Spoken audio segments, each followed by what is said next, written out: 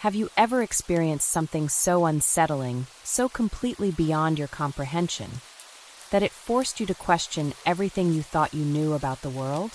I hadn't. Not until 2005. Before that year, I was a skeptic. One of those who scoffed at tales of ghosts, spirits, and supernatural phenomena.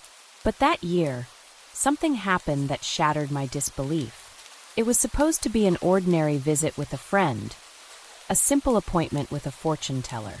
Little did I know, it was the beginning of an encounter with forces far beyond my understanding. A journey into the unknown that would forever haunt me. This is not just a story of ghosts or lost souls. It's a story about the thin, fragile line between our world and theirs, and what happens when that line is crossed. Before we dive into this chilling tale, make sure to hit the like button, subscribe to the channel, and turn on the notification bell so you never miss an update. If you enjoy spine-tingling stories that blur the lines between reality and the supernatural, this is the place for you. Let's dive into the darkness together. In 2005, I experienced something that changed my entire perception of the world. Until then, I had never believed in ghosts, gods, or any form of spirituality. I only trusted what I could see with my own eyes. To me, vampires, zombies, and reincarnation were nothing more than tales told to scare children. One year, a friend of mine had just given birth. She heard about a highly reputed fortune teller and wanted her to give her newborn a good name. My friend asked me to accompany her. That day, the fortune teller sat at an altar adorned with all sorts of mysterious items, with candles burning and a dimly glowing crystal ball on the table. Her gaze was intense and mysterious, and she chanted strange incantations under her breath. The atmosphere around her seemed to grow heavier with each word. When the session ended, the fortune teller told my friend that her child was the reincarnation of a female ancestor from her family line. She also warned her to drive carefully that year and mentioned that her deceased father missed her dearly, specifically hoping she would visit his grave during the new year. My friend was shocked, as the fortune teller had no way of knowing these private details. That experience was the first time I felt both intrigued and respectful of the fortune teller's abilities. From the outside, the fortune teller's home looked like an ordinary house. But stepping inside was like entering a realm filled with ancient and mysterious energy. The room was filled with peculiar jars, amulets, charms, and totems. Hanging on the wall was an old photograph of a woman in traditional clothing, her face sharp and stern. According to the fortune teller, this was her grandmother, a woman with powerful psychic abilities who had passed down her gift. When she was young, the fortune teller's mother took her to a secluded mountain village to protect her from the outside world. In that isolated place, the fortune teller learned to communicate with the spirit world and see things that others couldn't. This ability made her feel special, yet deeply alone. It wasn't until her grandmother suddenly died during a spirit conversation that she realized the dangers of interacting with the dead. Towards the end of the year, a shocking incident occurred at a high school. A young male teacher suddenly collapsed and died in the middle of a lesson.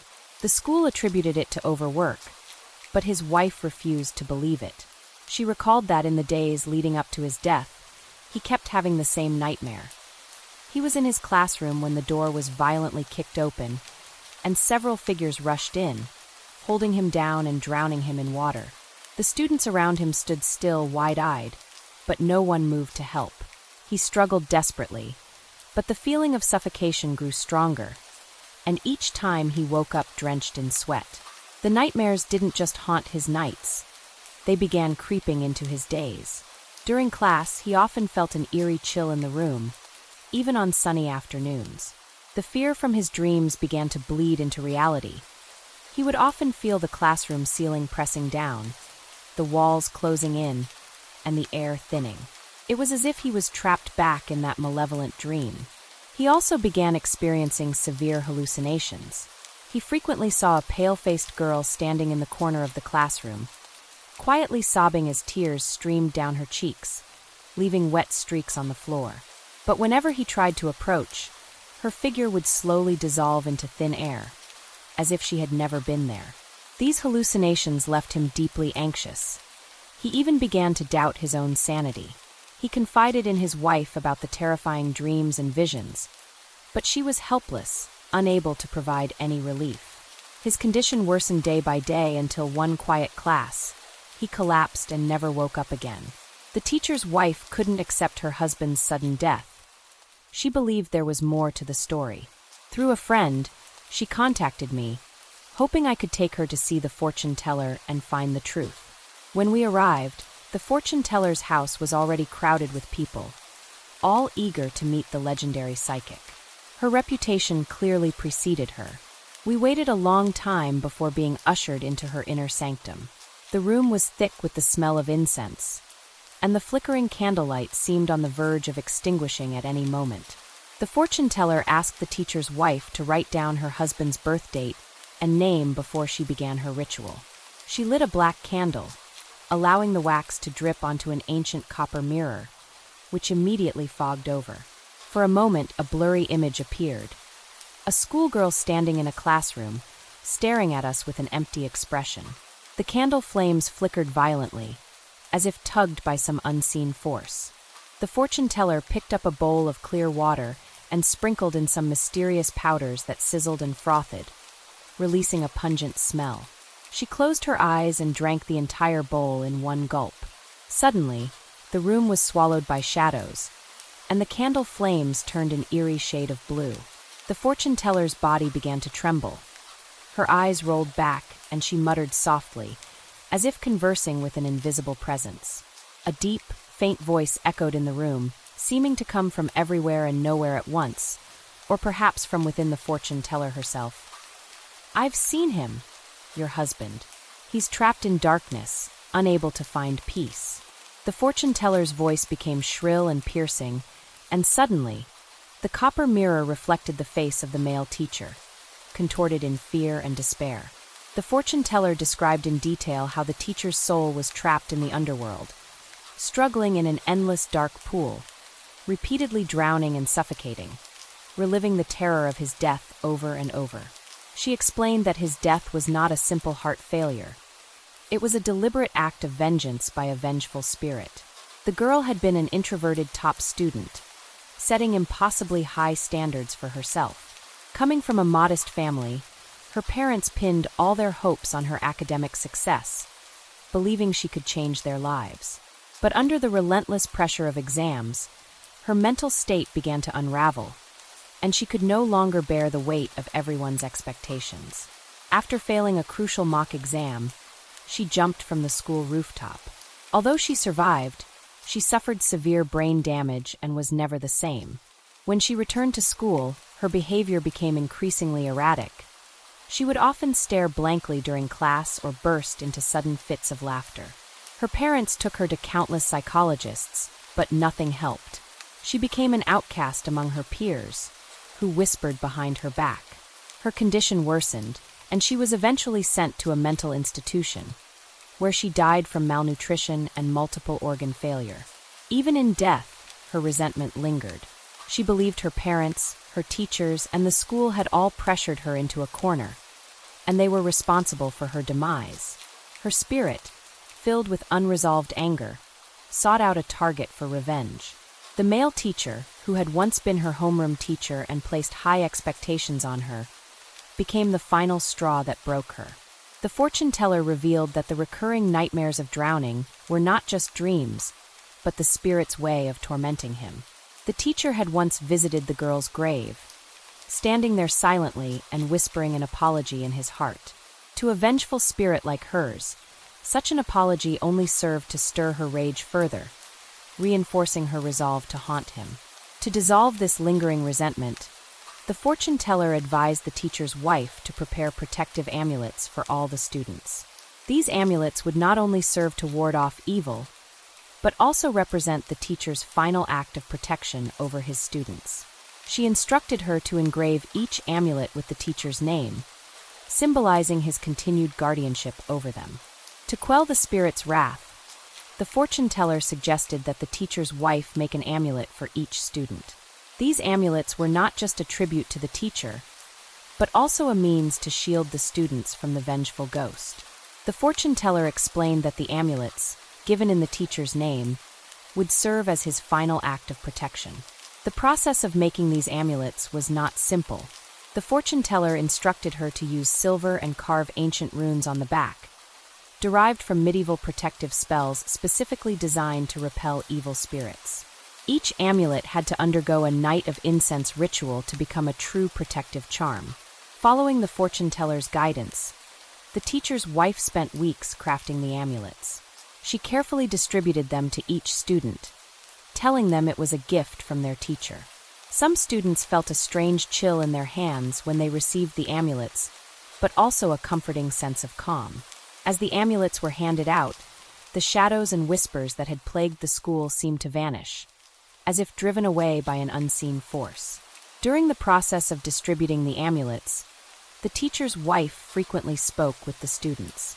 Each time she handed over an amulet, she felt as if she were seeing glimpses of her husband's spirit. From the students' words, she realized the care and strictness her husband had shown were driven by his sense of responsibility as a teacher and his hopes for their futures. He was not just a strict educator, but a dedicated mentor who deeply cared about his students. However, this realization also deepened her pain. She knew that her husband's death was not just due to physical exhaustion, but also the heavy burden of guilt and helplessness he had carried within. Late at night, she would often sit alone at home, clutching an amulet, feeling her husband's spirit still watching over her and his students. As time went by, the atmosphere at the school gradually returned to normal. Teachers no longer spoke of the young teacher who had died, and students treated the amulets as mementos, hanging them on their bags or placing them on their desks. Some students even felt more focused on their studies with the amulet's presence, and their grades improved. The school management took solace in believing the amulets were the teacher's way of continuing to watch over his students.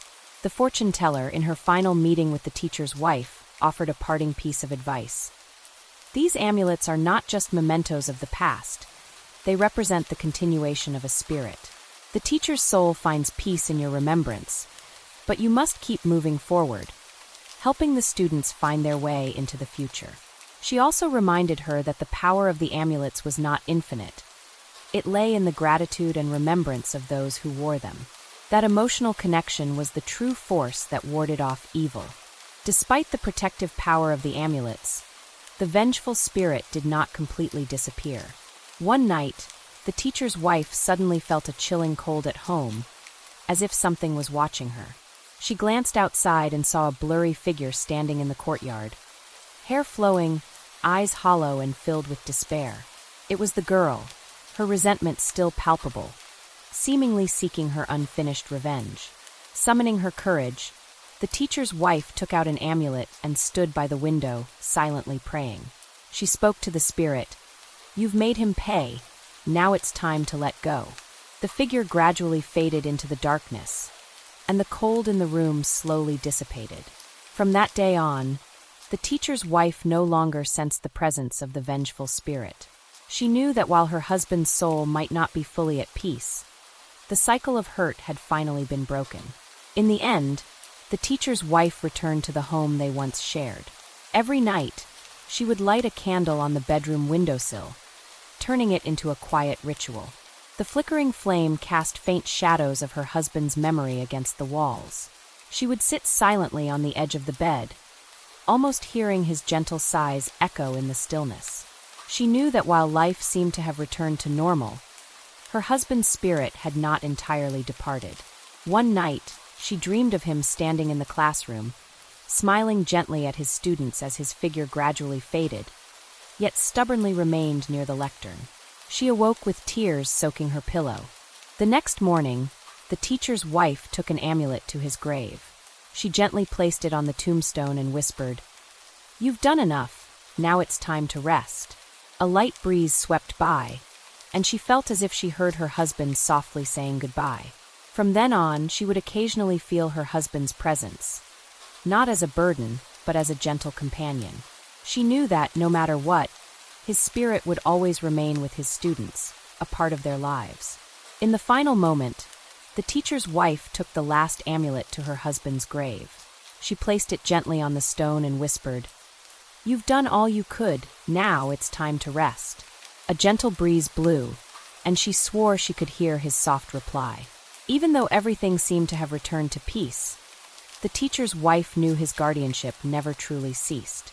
His students, those who once learned under his guidance, would always remember the teacher who watched over them from beyond. Thank you so much for watching my story. If you enjoyed it, please don't forget to like, subscribe, and hit the notification bell so you never miss any of my upcoming horror stories. Your support means the world to me and keeps me motivated to create more chilling tales. Thanks for being part of this journey into the unknown.